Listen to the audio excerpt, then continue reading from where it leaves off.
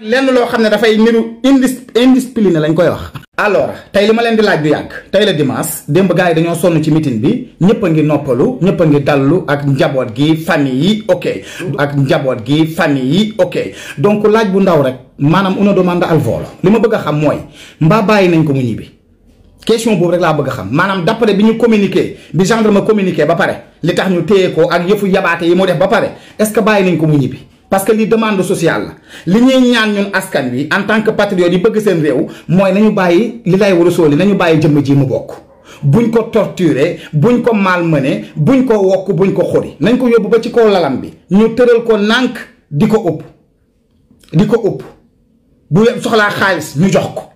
di ko ëpp di ko raay di ko fóon di ko raay di ko fóon bu ko pontu jam bu ko paaka laal lañ set araam na ko ñu nengal ko ba mu bokk maanaam dañoo bëgg xam moom fu mu mëne ak fan la toj su paree nag ñu doog a jàkkaarloo moom su defaatee nag lenn loo xam ne dafay niru indiscipliné lañ koy wax.